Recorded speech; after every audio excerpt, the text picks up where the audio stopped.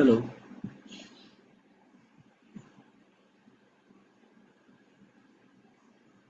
Hello. मुझे नहीं पता, ये लाइव दिखा रहा है, मुझे नहीं पता मैं लाइव हूँ कि नहीं हूँ, या मुझे कोई सुन पा रहा है कि नहीं सुन पा रहा है, आई डोंट नो।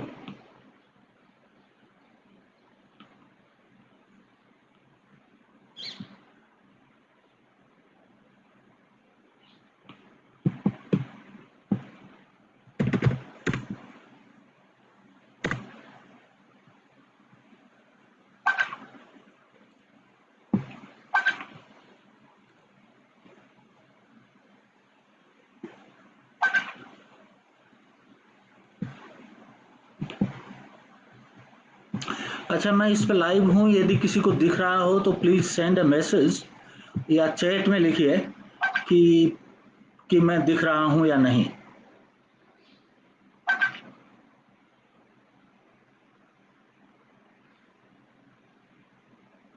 या मैसेज कर दीजिए।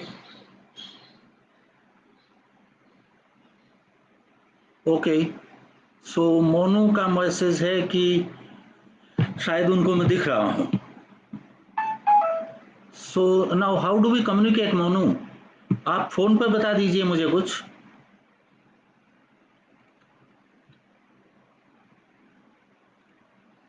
आप कॉल करके बता दीजिए।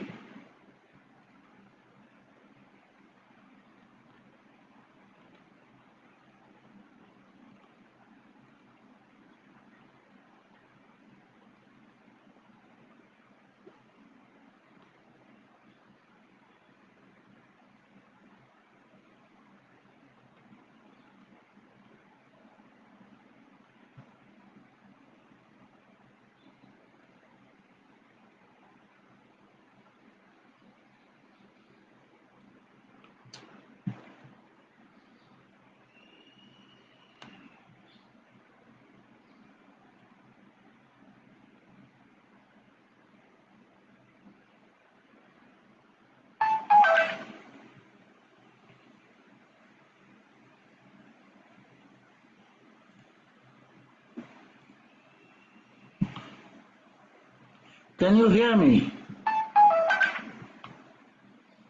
Hello. Friends, on this I do not know, I never used it, इसलिए मुझे पता नहीं है कि मुझे कोई सुनाई, मैं किसी को मेरी बात सुनाई दे रही है कि नहीं। यदि किसी को सुनाई दे रही है तो कमेंट्स का यहाँ पे एक सेक्शन है, उसमें लिख दीजिए तो हम शायद बातचीत कर सकते हैं थोड़ी बहुत देर अब। अदरवाइज आज बहुत परेशानी हुई है और मुझे नहीं पता कितना काम, कितनी बात हो पाएगी। कुछ लोगों का, 7 लोगों का ये मैसेज है that they liked this photo, but उससे तो मुझे ये नहीं पता चल रहा है कि मेरी आवाज़ भी आ रही है कि नहीं आ रही है, या मैं मुफ्त में कहीं बोल रहा हूँ।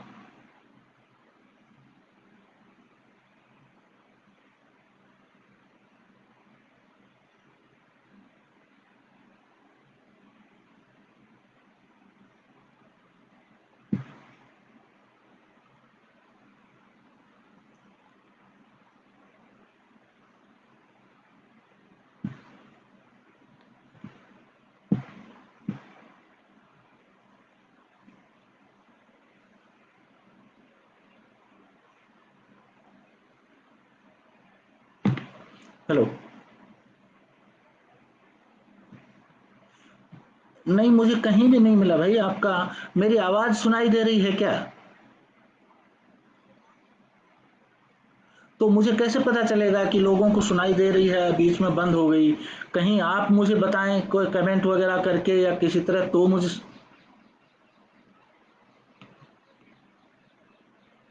अच्छा, वो कमेंट मुझे नहीं पता चल सकते? ओके। ऑल राइट, ठीक है। ठीक है, तो एक काम करिए, आप मुझे फ़ोन कर दीजिए जब कोई समस्या हो तब। तो आप फ़ोन नहीं करेंगे तो मैं ऐसा मानूंगा कि कोई समस्या नहीं है। ओके। ठीक है। ओके।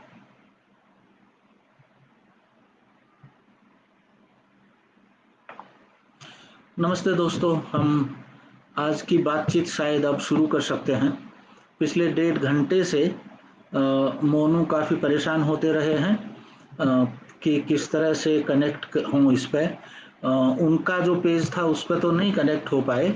मैं मेरे पेज से लाइव हूँ और ये भी मैं पहली बार कर रहा हूँ, इसलिए मुझे नहीं पता कि ये कैसे करते हैं। नहीं, मुझे ये पता है कि आप लोगों को ठीक से मेरी आवाज़ आ रही है कि नहीं आ रही है।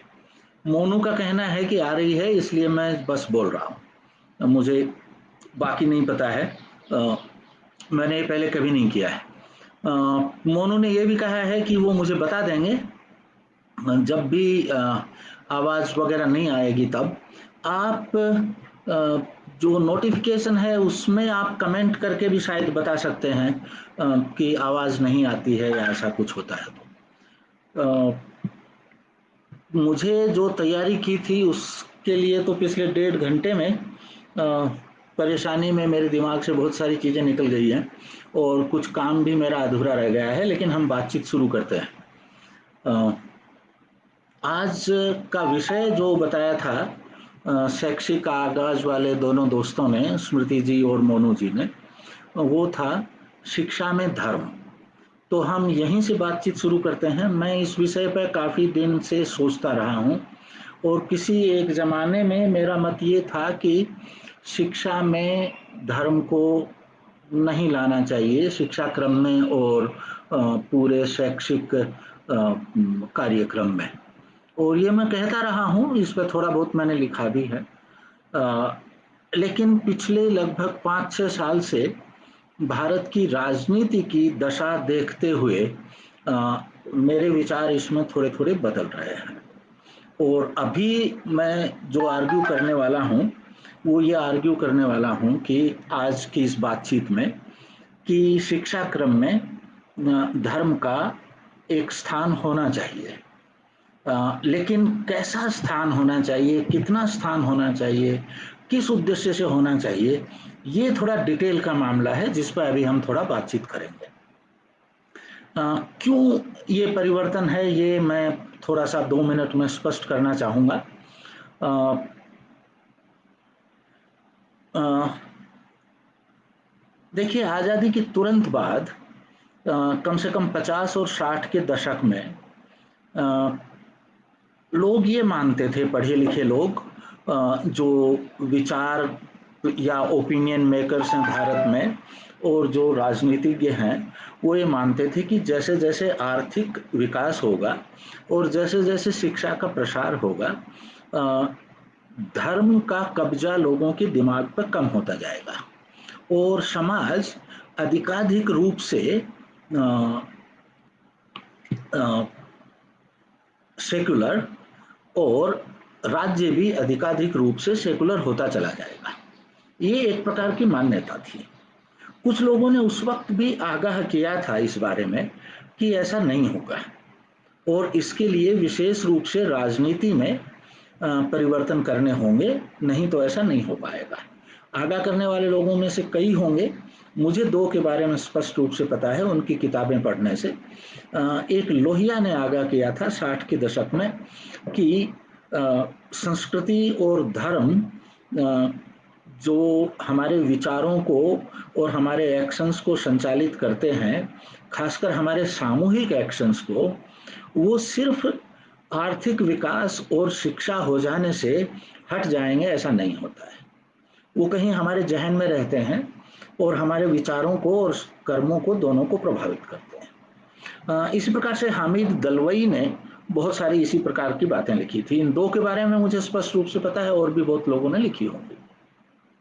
90 के दशक तक आते आते हमने देखा कि धर्म की राजनीति बड़े जोर शोर से होने लगी इस देश में और आज मुझे ऐसा लगता है कि राजनीति में सबसे ज्यादा प्रभावशाली कोई तत्व है तो वो वास्तव में धर्म है।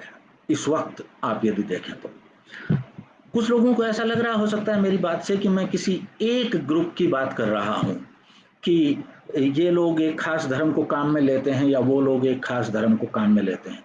नहीं, एक्चुअली आज की बातचीत में शायद उस डिटेल में मैं नहीं जा पाऊँ, लेकिन मैं ये कह रहा हूँ कि सब लोग जो अपने आप को सेकुलर कहते हैं वो भी धर्म की राजनीति कर रहे हैं, और जो धर्म की राजनीति सीधी-सीधी कर रहे हैं, जैसे बीजेपी और संघ, और दूसरी तरफ इस्लामिक राजनीति वाली पार्टियां, वो तो कर ही रहे हैं।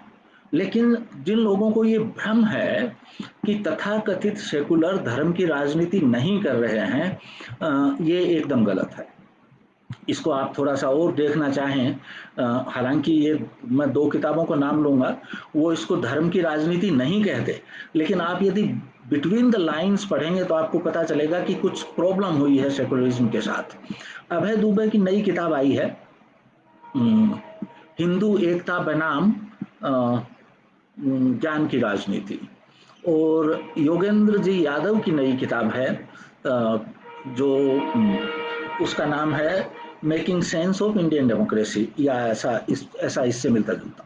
तो इन दोनों को आप पढ़ेंगे तो बिटवीन द लाइंस आपको पता चल जाएगा कि कहीं न कहीं धर्म को लेके कुछ समस्या हमारे सेकुलर चिंतन में भी रही है, और इस वक्त वर्तमान में दोनों धर्म की राजनीति कर रहे हैं। तो ये सारा मैं क्यों कह रहा हूँ? ये मैं इसलिए कह रहा हूँ कि शिक्षा के माध्यम से हमने विवेकशील नागरिक बनाने की बात ठानी, और उसके लिए हमने विज्ञान पढ़ाया, इतिहास पढ़ाया, ये चीजें पढ़ाई, वो चीजें पढ़ाई, और हमने कहा कि हम धर्म को स्कूल से बाहर रखेंगे।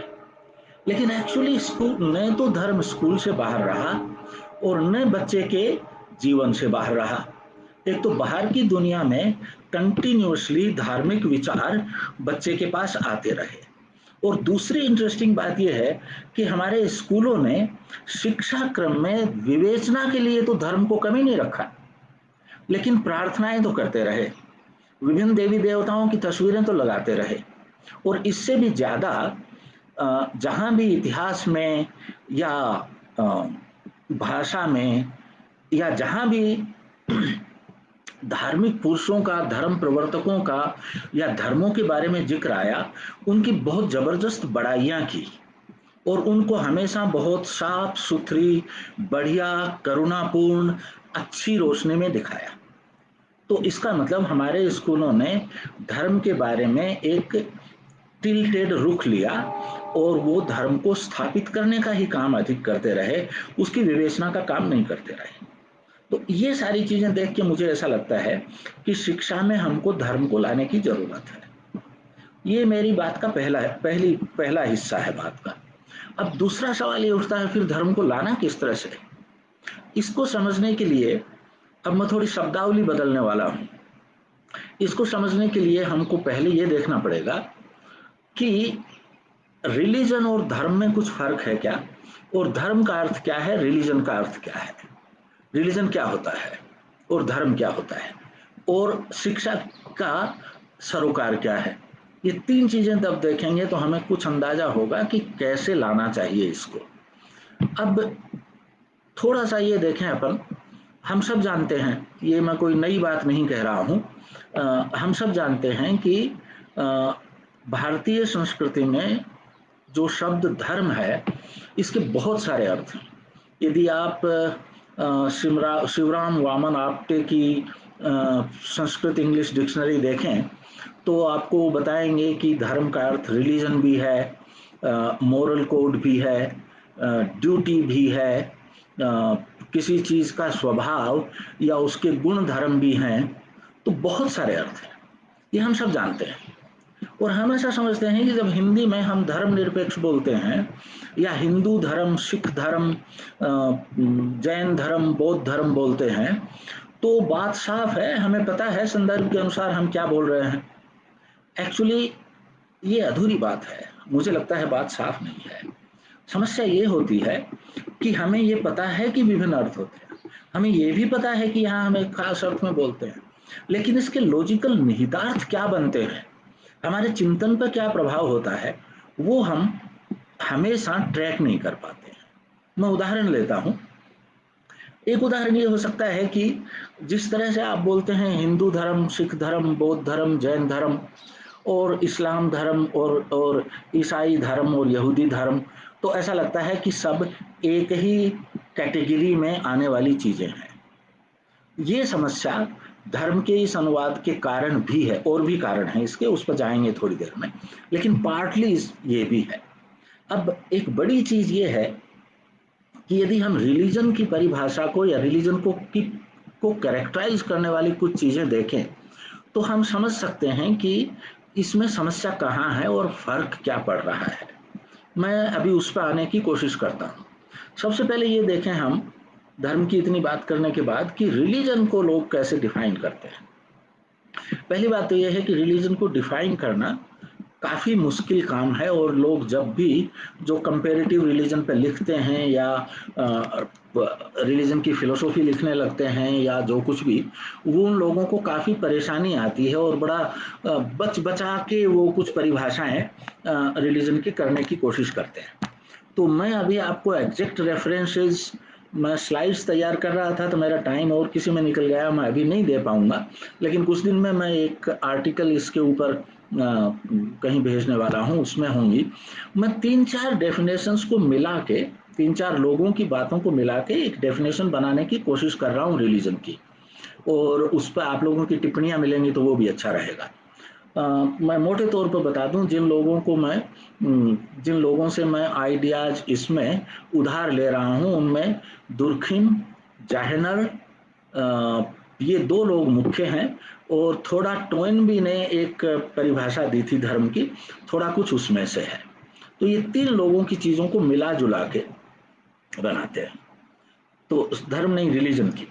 अब मुझे नहीं पता कितने लोग बातचीत में दिमागी तौर से मेरे साथ हैं अभी तक, लेकिन अभी हम रिलीजन की परिभाषा को थोड़ा पकड़ने की कोशिश करते हैं, क्योंकि तभी हम तय कर पाएंगे कि कि रिलीजन का शिक्षा में स्थान क्या होना चाहिए और कैसा होना चाहिए। तो रिलीजन को 2 अर्थों में देखेंगे अपन यहाँ पर आज की बातचीत के लिए, वो जरूरी है। पहला, एक विश्वास तंत्र के रूप में। विश्वास तंत्र मैं कह रहा हूं, अंग्रेजी से एक्चुअली मैं डायरेक्ट अनुवाद कर रहा हूं, कितना उपयुक्त है हिंदी में मुझे नहीं पता। मैं एक्चुअली कहना चाह रहा हूं a belief system. Belief system का मतलब होता है कि दुनिया के बारे में, किसी भी चीज़ के बारे में हम कुछ चीज़ें मानते हैं, हमारे कुछ बिलीफ्स हैं। जैसे धरती सूरज के चारों ओर घूमती है, या सूरज एक गैसियस गोला है, ये हमारे बिलीफ्स हैं। कि दिल्ली भारत की राजधानी है, आप ये कह सकते हैं ये तो सूचनाएं हैं, इस वक्त में फर्क नहीं कर रहा। तो इस प्रकार के बिलीफ सिस्टम्स जो हैं, हमारी समग्रता हमारे बिलीफों, विश्वासों की है, उनको हम बिलीफ सिस्टम कह रहे हैं। तो पहले लेवल पे हम देखेंगे धर्म एक बिलीफ सिस्टम के रूप में या विश्वास तंत्र के रूप में, और दूसरे लेवल पे हम देखेंगे मैं अभी भी धर्म बोल रहा हूँ, रिलीजन एक सोशल इंस्टीट्यूशन के रूप में। आजकल जितने भी संगठित रिलीजन हैं, ऑर्गेनाइज्ड रिलीजन्स हैं, वो एक इंस्टीट्यूशन भी हैं। तो हम 2 स्तर पर इसको देखेंगे, विश्वास तंत्र के रूप में और एक संस्थान के रूप में, सॉरी संगठन नहीं, संस्थान के रूप में, social organization, no, institution, social institution के रूप में। 2 तरह से देखेंगे। अब विश्वास तंत्र के रूप में देखें तो हम ये पाएंगे कि धर्मों में बहुत सारी, रिलीजन्स में बहुत सारी मान्यताएं होती हैं। खासियत है उन मान्यताओं की एक, वो ये है कि इसके केंद्र में कोई रूढ़ विश्वास होता है, डोगमा बोलते हैं उसको। और डोगमा की परिभाषा ये है कि वो किसी विवेक सम्मत प्रमाण पर के आधार पर नहीं माना जाता, वो आस्था और किसी आधिकारिक व्यक्ति, पुस्तक या संस्था के कहने के अनुसार माना जाता है। तो वहां पे एक ऐसा विश्वास जिसका कोई प्रमाण नहीं दिया जा सकता, जिसका कोई विवेक सम्मत प्रमाण नहीं दिया गया है, लेकिन किसी पुस्तक में लिखा गया है, या ये माना जाता है कि किसी दैवी सत्ता ने कहा, या कोई आधिकारिक विद्वान है उस रिलीजन का, उसने कहा इसके आधार पर माने जाने वाले कुछ विश्वास जो जो रिलीजियस विश्वास तंत्र होता है उसके केंद्र में होते हैं। और इंटरेस्टिंग बात यह होती है कि ये जो केंद्रीय विश्वास हैं ये अप्रमाणित तो होते ही हैं, आस्था के बल पर तो होते ही हैं। इनके ऊपर सवाल उठाने को इतिहास में कई धर्मों में ईश निंदा माना गया है और उसका दंड मृत्यु दंड तक हो सकता था। आजकल भी कुछ जगहों पर है। लेकिन जिन धर्मों में ईश निंदा का या जिन रिलीजन्स में ईश निंदा का कंसेप्ट नहीं है वहां भी इन मूल रूढ़ विश्वासों पर सवाल उठाना कोई अच्छी बात नहीं मानी जाती थी और सवाल उठाने वाले लोगों को थोड़ा सा अलग नजर से देखा जाता था। मतलब कोई भी समाज इनको पसंद नहीं करता था। तो ये जो जो रिलीजियस या मजहबी विश्वास तंत्र होता है उसकी खासियत है। अब एक बात बहुत बार खासकर मजहबी लोगों से जब बात होती है तो एक बात वो बार बार ये कहते हैं कि भाई इसमें कौन सी बड़ी बात हो गई। आप यदि फिजिक्स को लें तो उसके भी मूल में इस प्रकार के बहुत सारे विश्वास हैं जिनको सिद्ध नहीं किया जा सकता और कुछ तो ऐसे सरल हैं जैसे ग्रेविटी पूरे यूनिवर्स में सब जगह एक ही जैसे काम करती है या फिजिक्स के नियम सारे यूनिवर्स में एक ही जैसे काम करते हैं। इसका कोई प्रूफ नहीं है फिर भी फिजिक्स वाले ये मान के बहुत सारी खोज करते हैं। बल्कि और तो छोड़िए फिलोसॉफी में लोगों ने यहाँ तक बात की है कि आपके पास इस बात का क्या प्रमाण है कि कल सुबह सूरज पश्चिम पूर्व में ही निकलेगा। आप यदि ये कहते हैं कि अभी तक तो यही होता रहा है तो ये तो इंडक्शन है। इंडक्शन की एक खासियत ये है कि वो कितने भी वर्षों तक चलता रहे एक गुंजाइश लॉजिकल लेवल पर हमेशा बनी रहती है कि कल से नहीं होगा। तो इस बात का कोई पक्का प्रमाण तो फिजिक्स में भी बहुत सारी ऐसी मान्यताएं हैं। एक बहुत बड़ा फर्क है दोनों में। फर्क ये है कि फिजिक्स में उन मान्यताओं के आधार पर जो थ्योरीज बनती हैं उन थ्योरीज को अनुभव के आधार पर परखा जाता है और अनुभव के आधार पर जब वो गलत हो जाती हैं तो फिर उनको अपने मूल विश्वासों पर जाके दोबारा देखने की कोशिश होती है और उन पर सवाल उठाने वालों को ईश निंदक नहीं माना जाता, कोई दंड नहीं मिलता। तो वो एक विवेक सम्मत मान्यताएं हैं जो हमेशा री एग्जामिनेशन के लिए ओपन है। जबकि मजहबी विश्वास तंत्र की जो रूढ़ मान्यताएं हैं वो विवेक सम्मत नहीं हैं और पुनरावलोकन के लिए जांच के लिए ओपन नहीं है। उनके ऊपर जांच को दंड के माध्यम से रोका जाता है। तो एक तो ये बात होती है इनकी। मैंने काफी लंबा वक्त लिया है, इसका कारण है क्योंकि ये बहुत महत्वपूर्ण है शिक्षा की दृष्टि से। एक और खासियत होती है इस बिलीफ तंत्र की। कई बार लोग ये कहते हैं कि सब धर्मों में सब मजहबों में या सब मजहबी विश्वास तंत्रों में हमेशा ईश्वर होता है। एक्चुअली नहीं होता है। बहुत सारे ऐसे मजहब हैं जिनमें ईश्वर नहीं है और है जहां वो भी एक जैसा नहीं है। लेकिन एक और चीज है जो सब में पाई जाती है और उसके बिना धर्म न खड़ा रह सकता है, न चल सकता है, न ये विश्वास तंत्र बन सकता है। वो है इस धरती पे इंसान के रूप में मृत्यु के बाद जीवन। ये सब धर्मों में है और ये धर्म की जो मूल ताकत है वो इसमें से आती है। ये मेरा मानना है। मुझे नहीं पता और लोगों ने ऐसा कहा है कि नहीं। इस पर 2 मिनट लगाते हैं अपन। देखिए कुछ धर्मों में जैसे कई सारे भारतीय धर्मों में विशेष रूप से जिसको हम हिंदू धर्म कहते हैं उसकी सभी शाखाओं में पुनर्जन्म की धारणा है। इसका मतलब ये है कि यही जीवन अंतिम नहीं है और मैं दोबारा या आप दोबारा जन्म लेंगे। ये अलग बात है कि आप कीड़े मकोड़े सूअर से लेके देवता तक किसी योनि में जन्म लेंगे, वो भिन्न बात है। लेकिन जीवन यहाँ खत्म नहीं हो रहा। यदि आप बौद्ध धर्म को देखें तो उसमें भी यही बात है। वो आगे हिंदू धर्म मोक्ष चाहता है बौद्ध धर्म एक्चुअली इस जीवन चक्र को समाप्त करना चाहता है, शून्यता में विलीन करना चाहता है, लेकिन उसकी भी समस्या यही है कि यही जीवन अंतिम नहीं है। इसी प्रकार से यदि आप पश्चिमी धर्मों को देखें तो उसमें भी ये पाएंगे। ये बहुत इंपॉर्टेंट बात है। थोड़ा सा अपन एक बहुत फेमिलियर चीज से उदाहरण लेंगे तो बात समझ में आ जाएगी। ये किस तरह से काम करती है, इसकी ताकत क्या है।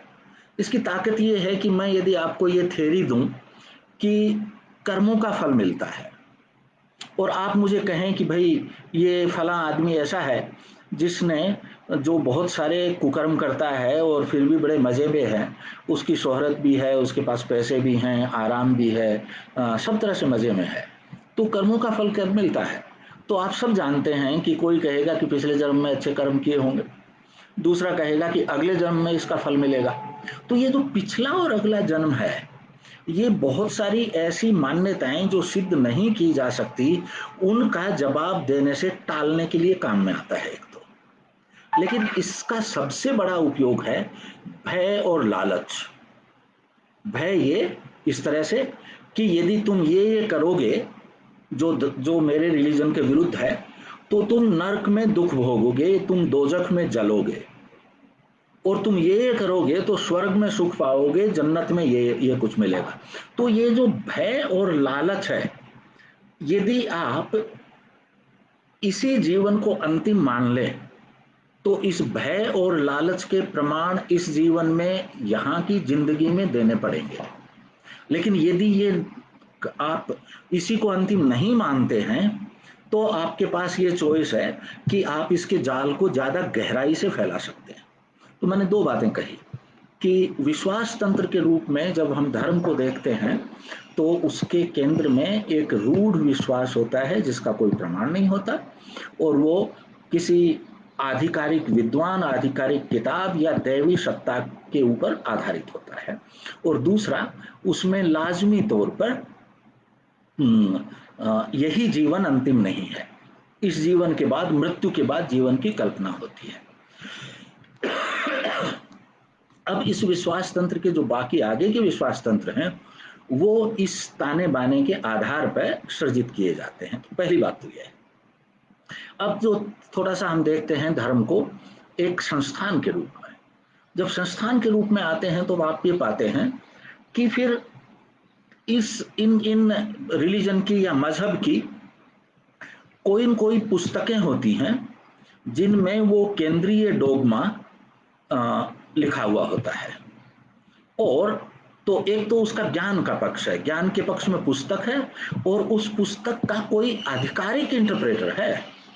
मतलब आप पढ़ेंगे, मैं पढ़ूंगा तो आपसे कहेंगे नहीं नहीं आप समझे नहीं, आपको उसका, आपको गीता का, कुरान का, बाइबल का असली मतलब समझ में नहीं आया। गीता का, कुरान का, बाइबल का असली मतलब तो ये फला फला गुरु या फला फला विद्वान या ये ही समझा सकते हैं। तो उसके आधिकारिक इंटरप्रेटर हैं। आपका और मेरा इंटरप्रिटेशन आम आदमी के इंटरप्रिटेशन को ज्यादा तरजीह नहीं दी जाती। तो पुस्तक, पुस्तक का आधिकारिक इंटरप्रिटेशन, ये इसका ज्ञान वाला पक्ष डोगमा से रिलेटेड और होता है। फिर इसमें होती है एक कम्युनिटी, बिलीवर्स की कम्युनिटी, विश्वास करने वाले लोगों की कम्युनिटी।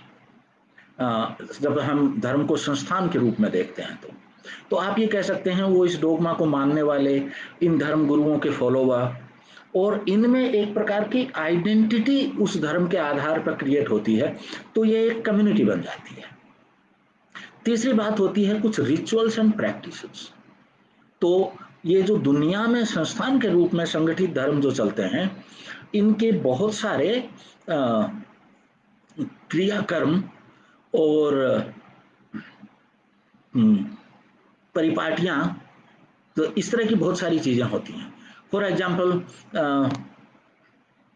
गीता का या रामायण का अखंड पाठ, या गणेश मूर्ति पूजन और विसर्जन का जुलूस जो शायद अभी था एक दो दिन पहले, या सामूहिक नमाज, इस प्रकार की बहुत सारी चीजें हैं जो एक संगठन के रूप में इनको साथ लाते हैं।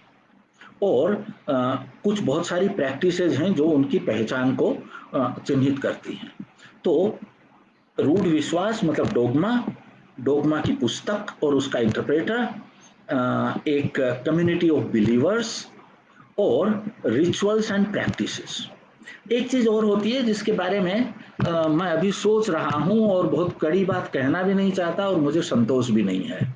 बहुत सारे लोग जो धर्म पर विचार करते हैं वो ये कहते हैं कि धर्म से संबंधित कुछ इस प्रकार के डायरेक्ट अनुभव पहुंचे हुए लोगों को होते हैं जिसके आधार पर उनकी बात मानी जाती है। अर्थात योगी को रियलिटी का दर्शन या यू नो जो जो पहुंचे हुए सिद्ध माने जाते हैं वो रियलिटी को एक साथ देख पाते हैं, इस प्रकार की बात। और कई बार ऐसा लगता है उनके वर्णन से या उनके बिहेवियर से कि वो नाटक नहीं कर रहे, नाटक नहीं कर रहे, डिल्यूटेड भी नहीं हैं। तो साइकोलॉजिकली इस फेनोमेना को हम बहुत अच्छी तरह से इस वक्त समझते नहीं हैं। ये क्या चीज़ है, इस पर ये कुछ लोग कहते हैं कि हर धर्म में कुछ इस प्रकार के अनुभव की बात भी कुछ लोगों के साथ होती है, लेकिन इसको हम अभी क्वेश्चन मार्क लगा के रख लेते हैं। सो ये रिलीजन की परिभाषा है। अब आप देखेंगे तो आप ये पाएंगे कि एक बड़ा भेद, और उसके बाद हम शिक्षा में इनके स्थान पाएंगे। और मैं एक्चुअली सब कुछ भूल गया हूँ टाइम वगैरह के बारे में, तो मैं थोड़ा जल्दी करने की कोशिश कर रहा हूँ क्योंकि हमने बहुत लेट शुरू किया था। तो मैं देखता हूँ कितना वक्त में और इस बात को मैं ख़त्म कर पाऊँगा, जो भी है। सो कहाँ थे हम? हाँ, जाहनर नाम के, आर.सी. जाहनर है शायद उनका पूरा नाम। उनकी एक किताब है कंपैरेटिव रिलीजन्स, काफ़ी पुरानी किताब है, 50 के आसपास लिखी हुई। उसमें एक बहुत इम्पोर्टेंट बात है जिसको हम इन दिनों में बहुत ज़्यादा ध्यान उस पर नहीं दे रहे हैं। वो ये है कि वो जब रिलीजन की परिभाषा करने लगते हैं तो वो अपनी सबसे बड़ी समस्या के रूप में ये लिखते हैं कि भाई वो पश्चिमी दृष्टि से आ रहे हैं कि पश्चिमी दृष्टि से जब हम देखते हैं तो हमारे जहन में जो रिलीजन्स होते हैं वो सेमिटिक रिलीजन्स होते हैं। सेमिटिक रिलीजन्स माने मतलब जिनका मूल यहूदी धर्म है और उसमें यहूदी, ईसाइयत और इस्लाम, ये तीन आते हैं। और इनको देखें तो ये सारी की सारी बातें एकदम उन पर लागू होती हैं। एक केंद्रीय डोगमा है, पुस्तक है, उस पुस्तक के आधिकारिक इंटरप्रेटर हैं, कम्युनिटी ऑफ बिलीवर्स है, रिचुअल्स हैं, और जो जो जिस बात पर सवाल या निशान लगा के रखा था स्पिरिचुअल एक्सपीरियंस, उसकी भी बहुत सारे उदाहरण, बहुत सारे कम से कम वर्णन मिलते हैं। लेकिन उसको अपने या आपको याद हो तो हमने क्वेश्चन मार्क लगा के रखा हुआ है। समस्या ये है जाहिनर साहब की कि वो जब भारतीय धर्मों को देखते हैं जिसको वो इंडिक रिलीजन्स कहते हैं, और इंडिक रिलीजन्स में वो सारे धर्म या रिलीजन जो भारत में पैदा हुए, हम आमतौर पर हिंदू धर्म बोलते हैं, उसकी बात करेंगे थोड़ी सी आगे जाके वो है कि नहीं, लेकिन हिंदू धर्म, बौद्ध धर्म, जैन धर्म, सिख धर्म या और भी विभिन्न प्रकार के छोटे पंथ रहे हैं। वो ये कहते हैं भाई इनमें बहुत बड़ा फर्क है, और वो फर्क इस तरह का है कि इनकी तासीर अलग हो जाती है। और वो जो उदाहरण देते हैं, वो एक उदाहरण उसमें से ये है, फिर हम एक दो और उदाहरण देंगे उनके अलावा। उनका उदाहरण ये है जो मुझे लगता है हमको जिस पर थोड़ी विचार करनी चाहिए कि इन धर्मों में पहली बात तो सब में ईश्वर नहीं है। बौद्ध धर्म और जैन धर्म में उस तरह से ईश्वर नहीं है जैसे विभिन्न प्रकार की हिंदू शाखाओं में है। दूसरी बात यह है कि ईश्वर के साथ भक्त की रिलेशनशिप बहुत अलग है। यहाँ पे बहुत सारी जगहों पे मोक्ष का मतलब है ईश्वर में लीन होना, और कम से कम एक हिंदू धर्म के कुछ शास्त्र, ब्रह्म सूत्र को यदि आप ध्यान से देखें, खासकर शंकर की व्याख्या, तो ब्रह्म के अलावा और कुछ है ही नहीं, तो आप और मैं भी ब्रह्म ही हैं। ये जो बात आप कह रहे हैं आप और मैं भी ब्रह्म ही हैं, ये तीनों सेमेटिक धर्मों में ब्लास्फेमी है। जाहिनर ये इस बात को लिखते हैं। ये कहना कि मैं ही ईश्वर हूँ ये ईश्वर वहां पर एकदम अलग धारणा है, जो आपसे इस तरह से नहीं जुड़ सकता। जो बल्कि शुरू में तो उसकी धारणा इस तरह की थी कि वो इतना पवित्र है कि आप उसका नाम भी नहीं ले सकते। और अब भी तीनों धर्मों में उसके करुण और डरावना दोनों रूप हैं, और वो लगातार आपको धमकी भी देता है और लगातार आपको ये भी कहता है कि ये करो। ये बहुत बड़ा फर्क है। यहाँ आपके जो धर्म है उसमें एक दूसरी रिलेशनशिप ईश्वर से है, आप उसको नकार भी सकते हैं। तो एक बड़ा फर्क ये है। लेकिन मुझे जो महत्वपूर्ण फर्क शिक्षा की दृष्टि से लगता है, और ये मैं टेंटेटिवली कह रहा हूं, आप इसको खूब क्रिटिसाइज कर सकते हैं, और अब मैं दोनों प्रकार के धर्मों की तुलना नहीं कर रहा। वो क्रॉस कटिंग है, इंडिक रिलीजन्स में भी हो सकते हैं, उधर भी हो सकती हैं। लेकिन एक इंपॉर्टेंट सवाल ये बनता है कि नैतिकता धर्म के अधीन है या धर्म नैतिकता के अधीन है। मैं इसका अर्थ समझाने की कोशिश करता हूं कि कोई चीज नैतिक दृष्टि से सही है या गलत है, अच्छी है या बुरी है, ये कैसे तय होता है। ईश्वर के एक मत ये हो सकता है कि ईश्वर तय करता है। ईश्वर ने आज तय किया कि इंसान की हत्या करना पाप है, और उसको हम कानून में जब लाएंगे या नैतिकता के लेवल पे जब लाएंगे तब कहेंगे नैतिक दृष्टि से गलत है। लेकिन यदि ईश्वर कह देता कि इंसान की हत्या करना पाप नहीं है, तो फिर नैतिकता वैसे ही हो जाती कि ईश्वर की हत्या करना पाप नहीं है। तो जो नैतिकता है उसका मूल ईश्वर हमको जो आज्ञाएं देता है उसमें है। इसका मतलब विवेक का मूल भी ईश्वर जो आज्ञाएं देता है उसमें है। दूसरा मत ये हो सकता है, विवेक और नैतिकता तो अपने आप में स्वतंत्र हैं, रिलीजन उस नैतिकता और विवेक को प्राप्त करने का रास्ता है। ये दो अलग अलग दृष्टियां हैं और उनका बहुत गहरा असर, मतलब जब हम शिक्षा में रिलीजन की बात करेंगे तो बहुत महत्वपूर्ण अंतर के रूप में हमको ये देखना पड़ेगा। एक में आप नैतिकता को ईश्वर की आज्ञाओं से मान रहे हैं, और ईश्वर की आज्ञा आर्बिट्रेरी है, इसको समझ लें आप, कि उसकी जो मर्जी हो वो कह देगा, तो वही नैतिकता हो जाएगी। दूसरे में नैतिकता के कोई और आधार हैं, ये ढूंढना बहुत मुश्किल है कि वो क्या हैं, और आप मेरे से कहेंगे कि मैं बताऊं और सिद्ध करूं कि नैतिकता के ये आधार हैं और उपयुक्त हैं, तो मेरे लिए भी बहुत मुश्किल होगी। लेकिन ये हमारी इंसान के रूप में कठिनाई और जद्दोजहद है, जिसमें हम लगे रहे हैं, आगे भी शायद चलता रहेगा। सो अब ये जो भेद है, हम धर्म को विवेक के अधीन मान रहे हैं या विवेक को धर्म के अधीन मान रहे हैं, ये एक इंपॉर्टेंट सवाल है। और यहाँ जो रिलीजन के रूप में जब हम बात करें धर्म की, तो फिर से आप ये पाएंगे कि बहुत लंबा विश्लेषण हुआ है, जिसमें शायद ईसाईयत अभी दोनों चीजों को स्वीकार कर सकती है। इस्लाम का मुझे नहीं पता, मुझे ऐसा लग रहा है कि नैतिकता पूरी तरह से ईश्वर के अधीन है उसमें अभी भी। और भारतीय धर्मों में नैतिकता इस कदर डायरेक्टली ईश्वर के अधीन नहीं है कि वो तय करता है कि कौन सी चीज अच्छी है कौन सी बुरी है। एक इंपॉर्टेंट सवाल है। अब हम इस फर्क को देखते हुए ये देखते हैं कि शिक्षा में रिलीजन का क्या स्थान हो सकता है। देखिए, मैं जो बात कर रहा हूं ये पूरी तरह से एक लोकतंत्र में शिक्षा की बात कर रहा हूं। तो किसी मजहबी आधार पर चलने वाले थियोक्रेसी में शिक्षा की बात नहीं कर रहा हूं। लोकतंत्र में जब हम शिक्षा की बात करते हैं तो एक मूल मंत्र लोकतंत्र का है, सब लोगों के बराबर अधिकार और सब लोगों को विश्वास की स्वतंत्रता। इसका मतलब सबको रिलीजन्स की स्वतंत्रता होगी और सबके बराबर के अधिकार होंगे।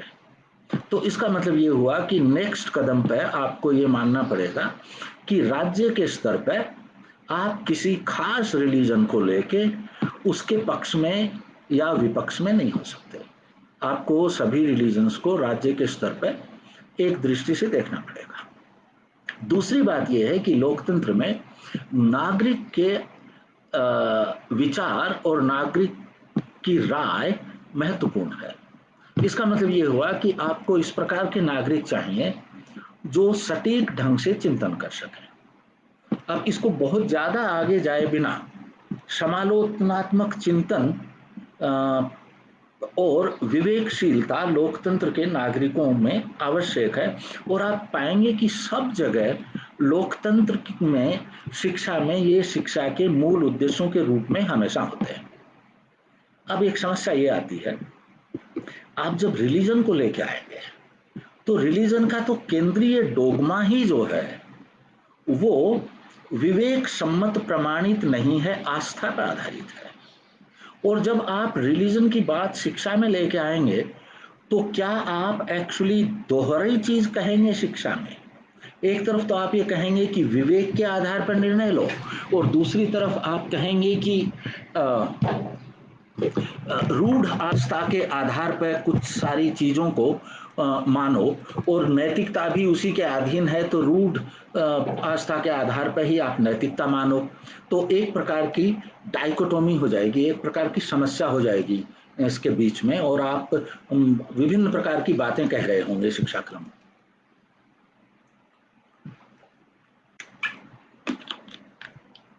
लेकिन इस बात का एक छोटा सा हल है, हम थोड़ा अलग ढंग से सोचा तो हम यदि दो धारणाओं पर बात करें, एक को हम ये कहें मजहबी शिक्षा और दूसरे को कहें मजहब के बारे में शिक्षा, तो हम इस समस्या से निकल सकते हैं। मजहबी शिक्षा, धार्मिक शिक्षा, रिलीजियस एजुकेशन, इसका अर्थ ये होगा किसी व्यक्ति को रिलीजियस डोगमा इस ढंग से पढ़ाना कि वो उसमें विश्वास करे, और रिलीजियस रिचुअल्स को इस ढंग से करना कि उसमें उसकी आस्था बने और वो उन रिचुअल्स को उस आस्था के साथ पूरा करे। ये मोटे तौर पर हम कह सकते हैं रिलीजियस एजुकेशन का एक पक्ष या मजहबी शिक्षा का एक पक्ष होगा। मजहब के बारे में शिक्षा भिन्न हो सकती है। वो ये हो सकती है कि मैं सभी मजहबों की किताबों के मूल जो डोगमा हैं उनको पढ़ूं, उनका अर्थ समझूं, जिंदगी में उनका क्या असर हो सकता है ये समझूं, और उनको कंपेयर करूं एक दूसरे से, और उनको मानने न मानने के बारे में मैं अपने विवेक को काम में लूं और स्वतंत्र रहूं। रिपीट कर रहा हूं, मजहबी शिक्षा में आप डोगमा को मानने में के लिए व्यक्ति को इंडोक्ट्रिनेट करते हैं, मतारोपण करते हैं, और उसके रिचुअल्स को मानने के लिए भी मतारोपण करते हैं। मजहब के बारे में शिक्षा में आप उसको विवेचनात्मक दृष्टि से विश्लेषण के लिए, समझने के लिए कर सकते हैं। तो पहली बात तो मुझे ऐसा लगता है कि ये बहुत जरूरी है आज के जमाने को देखते हुए, भारत की वर्तमान राजनीति में धर्म के नाम पे जो या रिलीजन के नाम पे जो भ्रम फैलाए जा रहे हैं, रिलीजन के नाम पे जो लोगों को भड़काया जा रहा है, उसकी काट के रूप में सभी धर्मों के केंद्रीय डोगमा का अध्ययन और उनके रिचुअल्स का अध्ययन, और उनमें आइडेंटिटी कैसे बनती है, अस्मिताएं कैसे बनती हैं, और उनके प्रैक्टिशनर राजनीतिक बिहेवियर कैसे करते हैं, इसका कंपैरेटिव अध्ययन करिकुलम का हिस्सा होना चाहिए। और ये कंपैरेटिव अध्ययन इसलिए नहीं है कि जब भी कृष्ण की बात आए तो हाथ जोड़ के भगवान कृष्ण और उनके बारे में सब बढ़िया बढ़िया बातें कहते रहो, या राम की बात आए तो हाथ जोड़ के भगवान राम मर्यादा पुरुषोत्तम क्लास में कहते रहो और उनके बारे में बढ़िया बढ़िया बातें करते रहो। ये कंपैरेटिव अंडरस्टैंडिंग इस तरह से होनी चाहिए कि आप जो केंद्रीय डोगमा हैं या महापुरुष हैं रिलीजन के, उनका एक विश्लेषण करें जो आज के संवैधानिक मूल्यों की लाइट में हो, और उसमें देखें कि वो कहां तक स्वीकार्य हैं, कहां तक स्वीकार्य नहीं है। किसी वक्त रहे होंगे हम उनके लिए शुक्रगुजार हैं, श्रद्धा है, सब है, लेकिन आज के जमाने में उनकी रेलेवेंस क्या है, इसको हम वर्तमान नैतिकता और उसके उदाहरण के रूप में कह रहा हूं, संवैधानिक नैतिकता के दायरे में एग्जामाइन करके देखें। और ये एग्जामिनेशन लुका छुपी सरल नहीं हो, ये एग्जामिनेशन एकदम डायरेक्ट हो, ये एग्जामिनेशन खुल के हो। तो एक तो आप करिकुलम में इन चीजों को, फॉर एग्जाम्पल राम या मोहम्मद या बुद्ध या कृष्ण या ईसा, इनके बारे में जो भी सवाल लोग अमूमन बहुत डर डर के पूछते हैं, वो सवाल खुले रूप से कक्षाओं में पूछे जा सकें, चर्चा हो सके शालीन भाषा में। तो एक तो केंद्रीय डोगमा, उनके महापुरुष, उनकी माइथोलॉजी, उनकी गाथाएं, ये सारा का सारा शायद स्कूली शिक्षा में आना चाहिए। एक हिस्सा तो इसका ये है, लेकिन ये आएगा कैसे इस विवेचना के साथ? इसमें कई प्रकार की समस्याएं हैं। एक समस्या तो ये है कि सोसाइटी में इसको लेके बहुत बवंडर खड़ा हो जाएगा, उसका हल मेरे पास नहीं है। लेकिन एक दूसरी समस्या जो इसकी है, उसके ऊपर थोड़ा बात मैं करना चाहूंगा। दूसरी समस्या इसकी ये है कि ये स्कूल में पढ़ाएगा कौन? यदि आपका टीचर एक हिंदू है तो इस्लाम, ईसाई, बौद्ध, बाकी रिलीजन्स को लगेगा कि वो बायस्ड होगा उस तरफ। यदि वो मुसलमान है तो इस्लाम के अलावा दूसरे लोगों को लगेगा कि वो इस्लाम की तरफ बायस्ड होगा। तो एक समस्या तो ये आएगी। मैं इस पर काफ़ी दिन से सोचता रहा हूँ, और एक आइडिया है, आप में से जो लोग शिक्षा में जुड़े हैं सब जानते होंगे, टीम टीचिंग। तो ये जो कंपेरेटिव रिलीजन की स्टडी हम करिकुलम में लाएं, ये एक्चुअली हमेशा एक शर्त होनी चाहिए इसकी कि ये हमेशा टीम टीचिंग के रूप में ही होगी, और किसी तरीके से इसको आप नहीं पढ़ा पाएंगे।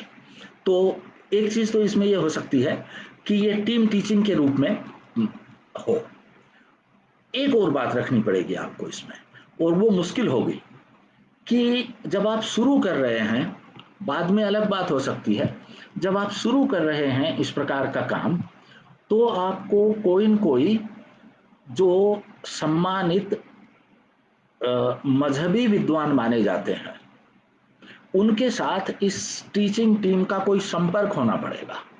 लेकिन ये थोड़े से इस प्रकार के लोग ढूंढने पड़ेंगे जो कम से कम सवाल सुन सकें, और इनसे जो राय ली जाएगी वो सिर्फ इसलिए कि असली मतलब यदि कहीं हम समझने में मुश्किल तो नहीं हो गई है, वो देखें।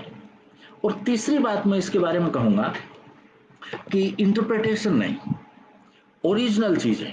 तो ये हो सकता है कि स्कूल में थोड़ा देर से शुरू किया जाए, फॉर एग्जाम्पल हो सकता है 6ठी कक्षा में शुरू किया जाए या 8वीं में शुरू किया जाए, लेकिन असली मुद्दा ये है कि आप गीता का या कुरान का या बाइबल का किसी श्रद्धा में डूबे हुए इंसान का बड़ा बड़ा लफ्फाजी वाला इंटरप्रिटेशन नहीं, आप उसका सीधा साधा डायरेक्ट अनुवाद के ऊपर कक्षा में पढ़ें और चर्चा करें। फिर जब ओरिजिनल आप देख रहे हैं, उसके बाद आप ला सकते हैं कि ये व्यक्ति इसका ये इंटरप्रिटेशन करता है, ये कहां तक संभव लगता है और कहां तक खींची हुई बात लगती है।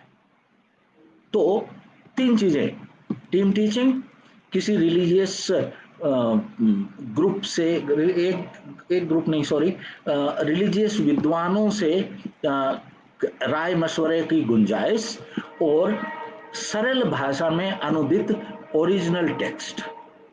ये 3 चीजों को लेके मुझे ऐसा लगता है कि इस प्रकार के कार्यक्रम बनाए जा सकते हैं कि बिना किसी मजहब विशेष को बहुत ज्यादा नाराज किए उनके डोगमा को विवेकपूर्ण ढंग से जांच हो सकती है। तो एक तो शायद हमको शिक्षा में इस वक्त नहीं है ये, एक तो शायद हमको ये लाना चाहिए। मुझे ऐसा लगता है कि अभी टाइम आ गया है, इस प्रकार के कुछ प्रयोग होने चाहिए। लेकिन इससे एक ज्यादा महत्वपूर्ण बात है, इसको आप नहीं कर सकते जब तक आप बहुत बढ़िया अध्यापक शिक्षण कार्यक्रम में इसको लेके अध्ययन नहीं किया गया है। तो ये संभव है कि शुरू शुरू में इस तरह के काम को करने के लिए आपको विशेष अध्यापक ट्रेन करने पड़ेंगे जिनकी रुचि हो और वो ठीक से इन मजहबी डोगमा और उनके इंटरप्रिटेशंस का अध्ययन करें और उसके आधार पर करिकुलम को इस ढंग से बनाने की कोशिश करें और उसके आधार पर ये काम हो सकता है। मुझे लगता है कि मुझे बात करते हुए लगभग 40 मिनट हो गए हैं, 40-45, और मैंने सोचा ये था कि मैं 40-45 मिनट में ही अपनी बात कहूँगा, तो मुझे शायद अभी रुकना चाहिए और इसमें जो मैं इस बात को मैं थोड़ा सा एक साथ कहने की कोशिश ज़रूर करूँगा अभी। किसी वक्त मुझे ऐसा लगता था और हमारे स्कूलों में भी ऐसा ही माना जा रहा था कि करिकुलम में मजहब के लिए कुछ खास स्थान नहीं होना चाहिए।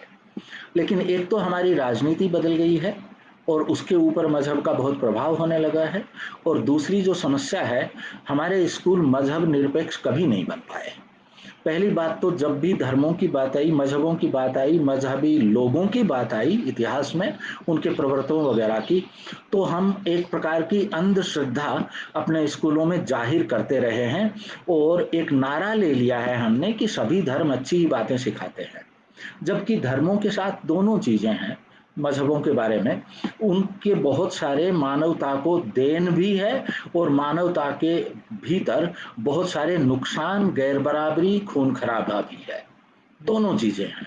तो हमें मजहबी इतिहास को देखना है तो हमको उनसे जो फायदे हुए हैं मानवीय विकास में, कला, संस्कृति, आर्किटेक्चर, संगीत, इवन फिलोसॉफी एंड लॉजिक, वो भी देखने पड़ेंगे, और उसके साथ साथ उन्होंने जो गैर बराबरी, अन्याय, विभाजन और विभिन्न प्रकार की दुष्टताएं की हैं वो भी देखनी पड़ेंगी। लेकिन हम लोग स्कूल में हम एक सिर्फ श्रद्धान्वित होते रहे हैं अभी तक। इस और बाहर की दुनिया में धर्म का जो रूप बच्चों के सामने, रिलीजन का जो रूप आता है, उसकी काट स्कूल के करिकुलम में हम कभी नहीं लाए। तो इसलिए जो राजनीति में अंधाधुंध प्रचार चल रहा है, शिक्षा उसको काउंटर करने के लिए तैयार नहीं कर रही। तो मेरा पहला आर्गुमेंट ये था कि हमको अब रिलीजन को करिकुलम में लाना चाहिए यदि हम विवेक सम्मत नागरिक बनाना चाहते हैं। तो दूसरी बात ये थी कि इसमें समस्या है, क्योंकि स्कूल में हम विवेक सम्मत नागरिक की बात करते हैं और धर्म के केंद्र में हमेशा एक रूढ़ डोगमा होता है जो असिद्ध होता है और किसी अथॉरिटी के आधार पर माना जाता है। तो उसका हम क्या करें? तो हम इस नतीजे, और उसकी मैंने कुछ और बातें की, धर्म के और गुण हैं रिलीजन के। तो आखिर में मैंने ये कहा कि इसके लिए मैं कोई नई बात नहीं कह रहा हूँ, बहुत सारे लोगों ने ये बात कही है कि हम रिलीजियस एजुकेशन या मजहबी शिक्षा नहीं, मजहब के बारे में तुलनात्मक शिक्षा दें। अब मजहब के बारे में तुलनात्मक शिक्षा देना भारतीय समाज में आज खतरनाक हो सकता है, लेकिन मुझे असंभव नहीं लगता। और इसलिए शायद शुरू में एक बहुत गंभीर अध्यापक शिक्षा का कार्यक्रम आरंभ करके और जो मजहब के बारे में तुलनात्मक शिक्षा स्कूलों में करिकुलम होगा, वो एक टीम टीचिंग के रूप में हो हमेशा, जिसमें हमेशा एक से अधिक मजहबों के लोग रहें और वो किन्हीं किन्हीं मजहबी विद्वानों से उनका कुछ जुड़ाव हो बातचीत करने के लिए। इस तरह से आरंभ किया जा सकता है। मुझे ऐसा लगता है कि ऐसा यदि हम 5-10 साल चला पाए तो फिर बहुत सारे शिक्षक ऐसे हो जाएंगे जो टीम टीचिंग अपने आप बहुत अच्छी तरह से कर पाएंगे और समाज में भी इसको सहन करने की काबिलियत, मजहब पर सवालों को सहन करने की काबिलियत समाज में भी आ जाएगी। इस वक्त तो नहीं है। लेकिन आखिर में मैं ये बात जरूर कहना चाहूंगा, यदि हम ऐसे ही डरते रहे, यदि हम ऐसे ही मजहबों के बारे में वही नारेबाजी करते रहे जो अभी कर रहे हैं, तो राजनीति में इनका वर्चस्व कम नहीं होगा और बढ़ेगा, और हमारे लिए एक मजहब निरपेक्ष लोकतंत्र को बचाए रखना और ज्यादा मुश्किल होगा। तो आज की बातचीत में मैं जिस चीज पर बल दे रहा हूं वो ये है कि मजहब को क्रिटिकल स्टडी के लिए शिक्षा और शिक्षा क्रम के दायरे में लाना चाहिए। धन्यवाद। मुझे नहीं पता कि इस फोरम पे सवालों वगैरह की कुछ गुंजाइश है क्या? यदि है तो मोनू जी या स्मृति जी मुझे कुछ बताएं, या यदि सवाल कहीं मुझे देखने हैं तो वहाँ कोई लिखे तो मैं कुछ शायद वो देख के उनके ऊपर कुछ बातचीत कर सकते हैं। अदरवाइज तो बात खत्म। तो मोनू बताएं, यदि कुछ सवाल वगैरह इस प्रकार की चीज है तो उस पर बात कर सकते हैं। मोनू, आप सुन रहे हैं तो किसी प्रकार से कोई संकेत दीजिए कि आप सुन रहे हैं, क्योंकि मुझे तो लग रहा है मैं घंटे भर से अकेला खुद के लिए बोल रहा हूं।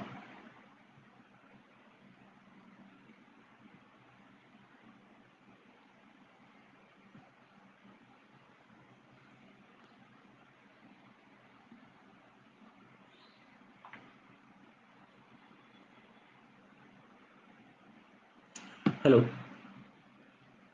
हाँ जी।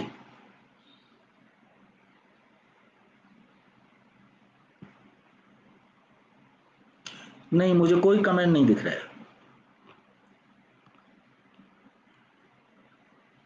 ठीक है, तो एंड का तो मेरे पास एंड का अच्छा, एंड का मेरे पास बटन है।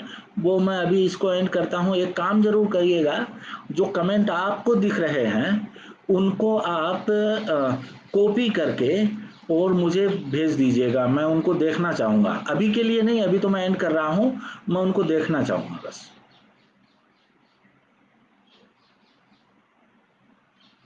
शेयर मतलब किससे शेयर कर? Okay. Okay. Okay, I do that. ठीक है।